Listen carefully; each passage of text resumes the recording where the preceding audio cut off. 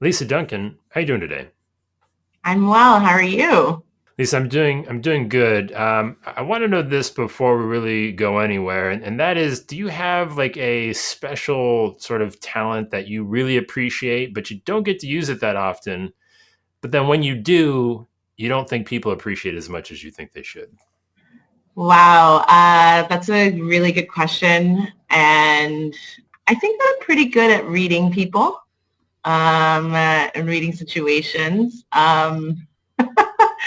But I don't know if someone doesn't, or people don't appreciate it. I would have to think about that. I don't know. I can also pick really good paint colors. So there's that. I, I, I think both of those count. One, because the paint's easy, right? You're like, you put all this effort into a nice paint color, somebody comes over and they just don't say anything, and then you're devastated. Yeah, Um, exactly. Reading people, I mean, again, they just might not appreciate the level of subtle awareness you bring to situations because you've already read the room. So either Fair answer point. works. Not that there's a wrong one. For me, it's a little easier. I enjoy a good like summer playlist at a barbecue. I like putting one together, Ooh, that's a and really then you great just kind talent. and then you just kind of, I don't know that I'm good at it. I just like doing it, and just when people don't respond to the music, song after song, just a part of you sort of dies inside every time. You're like, "Ah," I feel like, anyways. Um, but let's move this over to insurance. And I think this is, I'm kind of curious to hear what the answer would be. Is there something, because there's a lot that goes into, what you do every day, right? But a Right. lot of it goes mostly unnoticed and maybe unappreciated in a lot of cases. What's maybe the thing that stands out to you where you kind of have that back and forth, really in any direction of the process where, people maybe underestimate it or don't appreciate it as much as they should? That's a great question. I would say probably, and this isn't necessarily innate to me, but I would say any good broker, whether that's in the retail or the wholesale space, is synthesizing data in a way that it's easy to understand for the underwriter, understand for the client, and understand for maybe even anyone internally. So you have a litany of clients when you are in the insurance space. I think that's the thing that most people don't realize and don't appreciate. And so you have to pivot and craft your product for all of those clients. And some of those clients are capital C and some of those clients are lowercase c. But yeah, I would say taking the information and making it understandable and palatable for the various populations that you are approaching. That's something that I think outsiders in the industry or outside of the industry don't appreciate. And I think sometimes it's not acknowledged by clients or what it takes to get information from them just, spewing out something and then us making it sound way more technical. you know that's that subtle translation, I think, that does get lost quite a bit now, being that data is the new gold rush that has been going on for several years now. Is there a piece of information that you find sort of key, or that maybe is not paid attention to enough? Well, it's not that I don't think that it's new necessarily, but I think the data and information that's online that isn't necessarily provided by the client is still really helpful. Like in my own experience, and I don't remember doing this when I started in the industry. I just don't think we were there as like a society with technology. But in my previous role and even still now, I find myself spending a lot of time on Department of Building websites or county sites and things like that. And I know it sounds like, I don't know if it's silly, but it just sounds really archaic to do it. But that's it can be a lot of information there that your clients can't provide or you otherwise wouldn't have access to. And I think it's part of that data uh, cloud, if you will. There's a lot of information out there that can help us tell a better story. And some of it, a lot of it is on county and building websites. And that's probably, would you say that's an extra step that sometimes gets maybe overlooked in the process of Oh, pulling in that little extra tiny piece that might add to the puzzle? yeah, absolutely. Well, I mean, it takes time, right? So it's something else. brokers, underwriters, whoever, everyone is super busy and inundated with a lot of things to do. And it would just be really nice if everything came packaged and a nice little bow on it, and you could just populate it and send it off. So yes, it requires another step, but I think that's how you differentiate yourself, right? We talk about here at RPS, we talk about data and the ability to have insights on our clients and our carrier partners, and data is the key part of that insight ecosystem. And so, gathering the information and being able to manipulate it to determine, where we should focus our efforts or where we need to do things better, et cetera, et cetera. But that takes time. So yeah, it's a key piece. It's additional work, but it can be incredibly valuable.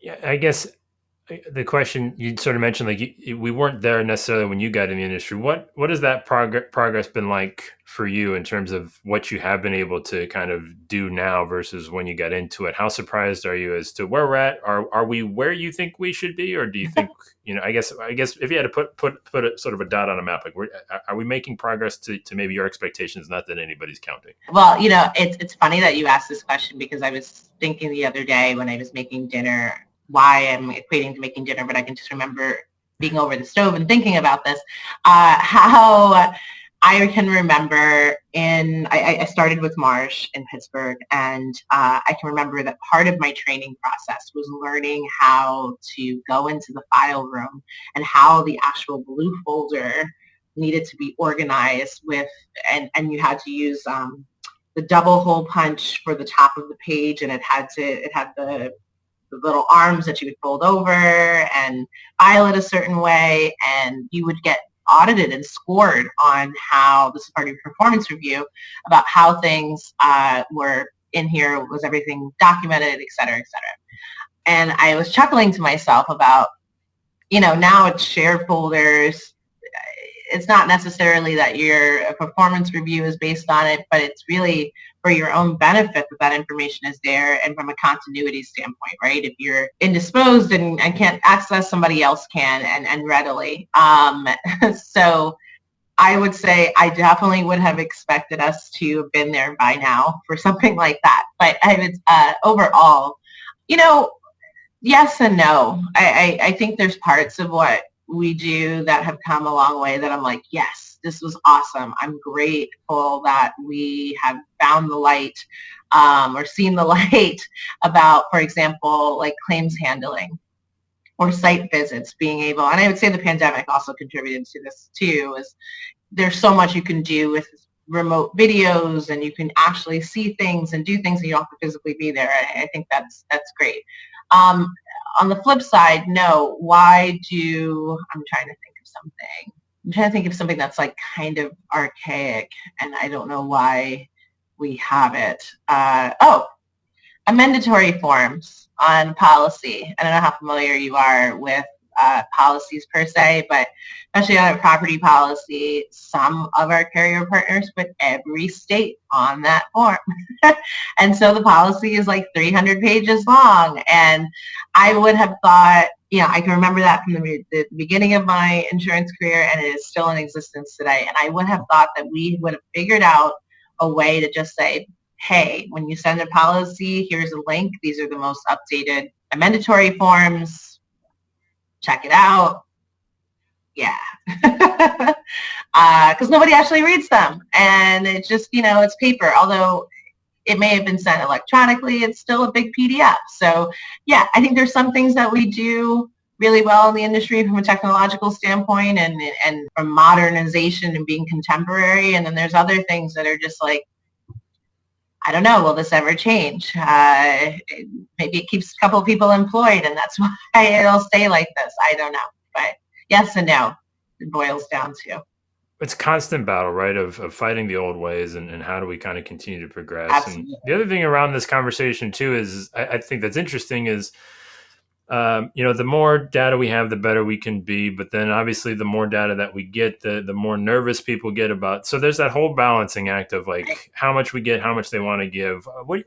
How do you balance that out in terms of like, I guess, where have you seen people start pushing back, or what is that line looking like today in terms of of clients, comfort with the information that is needed to improve the overall insurance experience? Yeah, so I work in the property space, so the information that I receive is, some of it could be proprietary or maybe manufacturing process. So occasionally I've gotten pushback from clients on that about, well, I don't want to share about how we, make this glass or how we, and underwriters need that to understand, well, are you introducing some specific chemical or something in the process, and that could make your hazardous level be higher or lower or what have you. I think, though, if we were talking about any type of third-party liability, so workers' comp or GLs, or especially any financial management liability coverages, although those particular lines have quite a bit of information that is highly sensitive to even place the business. So, and has always, with the recent data breaches that insurance carriers have had and brokerages have had, and the concern about privacy in general, and how I don't think anybody is concerned that any employee of the insurance firms that have had these breaches are the issue. It's the bad actors. So yeah, it gets a lot of highlight in the news, and that makes people panic. So I think that clients are definitely more sensitive about it. But then how am I going to insure you properly if I don't really know what I'm insuring, says the underwriter. And then the broker says, how am I creating this narrative about what you do to get you insurance if I don't really know what you do, or I'm ill-informed or misinformed? Yeah, I think it's everybody trying to be as transparent as possible, but making sure that they are using secure processes, which I think we make a good effort to do that as an industry. So you mentioned, obviously working in the property space. When agents come and approach maybe a certain location that I guess I really don't. What I'm after here is when you're dealing with the agents and they're dealing with something that might be a little above their weight class, right? They're maybe going after something that might be a little outside of what they might normally go after. What do you see? How can you help them? What are some things that they should really do when they find themselves? Because everybody wants a better opportunity, right? How are they prepared for that situation when maybe there's something that they haven't dealt with before? I think it applies in normal non-insurance life situations, but ask questions. The most success I've had with clients, whether those clients be my retail agents or those clients be the actual insured buyer, is really understanding what it is that what are their concerns, what's keeping them up at night, and what it is that they do. I feel like when you start trying to fill in the blanks on something is when you can muck up the process. And so asking questions, I don't think there's no silver bullet or wave your wand, or you just have this superpower to get a better deal. I mean, I think relationships are a component of that, but also if you're still creating and cultivating relationships, having the most information and being informed and being able to be transparent with your carrier partners or your retail agents, I think that's the key. And I think that applies for any relationship, whether it's romantic or platonic or professional. It's the ability to communicate in a way that is honest and transparent and clear. All right, so let's bring things full circle here, Lisa. You brought that relationship up in terms of the agent and how it relates to the broker. What's something that they might be really good at that you feel they might not get the credit for in that agent broker exchange? Can I specify that even more? When you say retailer, who are you? Because in the retail space, you could have the broker who's a placing broker, you could have the account executive, you could have, I'm going to throw out the account executive because Sure. I feel like I've always been the placing broker, and then maybe have been the account executive as well. I've never exclusively been the account executive. And while I've run into some account executives that I thought weren't as strong in that field, there are others that I have worked with that were phenomenal. And I think the shout out for them is something that sometimes isn't appreciated, is their ability to get the insured, the buyer of the insurance, just comfortable. And I'm not just talking about like socializing, like taking out the happy hours or meals or something like that, but in that professional relationship to then generate that transparent communication, that honesty, and that channel of communication that is so valuable for the brokers, for the underwriters, for everybody that's part of this process. So I would say that some account executives just don't get enough shine for that. I would give them those props, and it's something that I don't think that a lot of people acknowledge sometimes. All right. Well, that leads me to another interesting question. Since you do have sort of a view across a lot of account executives, and you could sort of say to agents outside of that comfortability that they can bring to it, is there maybe something maybe a little more specific, just even detail oriented that, if you could implement one sort of task or procedure or process to your account executives today, what would that be? Oh, hmm. I mean, no pressure or anything if you want to change the No, way the I was just processes go. thinking, but the reason why I'm noodling or ruminating with this so much is that I know something that I would love them to do for my corner of the world, the placement, right? But I realize that they're the account executive over can be up to 8-10 lines. So Go ahead and be a little selfish, Lisa. Go I ahead. get Go to be ahead. selfish? Okay. All right. So if it was just me and just my line, I really just wish more individuals would organize the information that they're providing. So instead of just like a data dump of things. So they might get that client very comfortable, and that's great. And then you have this onslaught of information, and it's just a lot to sift through. So I wish that my account executive brethren could organize data better. All right, Lisa, I've got 3 more questions for you. Sure. The first one, very simply, what is one thing you hope you never forget? I hope I never forget to read the entire email. Always read the entire email. Just don't stop. Read the entire email and read it again. Seems simple, but very helpful, I would imagine, in most Yes. cases. All right, on the other side of that, what's one thing you still have yet to learn? I still have yet to learn patience, and this applies to me personally and professionally. I have been very fortunate to have my career accelerated, and even like started my career since I started my senior year of college. Like all of those things have been fast paced for me, which I like. But also, there's just some things that you can't learn or know without time. And I can't make time go slower. I can't make it go faster. I mean, it's like when you're a little kid and you're like, oh man, you're 7 and you're like, I can't wait to be 15. And then, you keep wanting to be older and older. And then it comes to the point that you're like, oh, I don't want to be 40 yet. Or I don't want to be 50 yet, or whatever it is.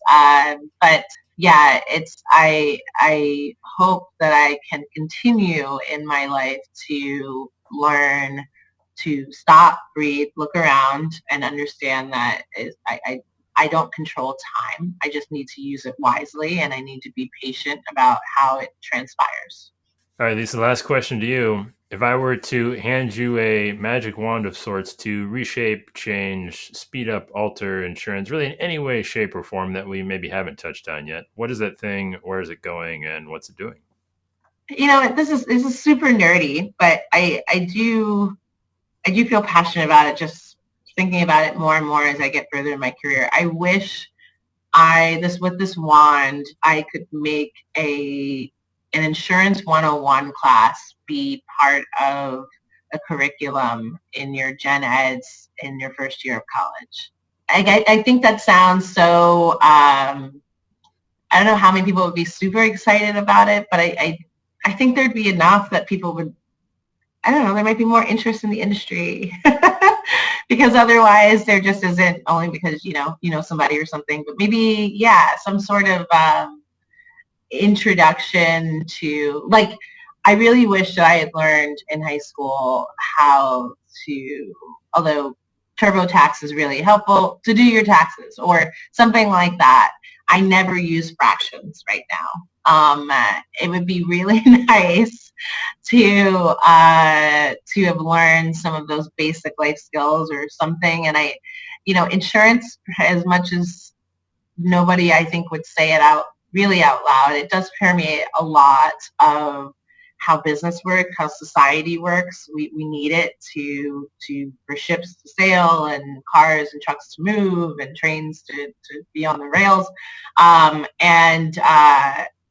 Yeah, if there was some sort of like introduction to how risk management works in the world, I think that could maybe make people conscientious of what's going on. That might be too much to ask for. Lisa, this has been fantastic. I'm gonna leave it right there. Okay. All right. Sounds good.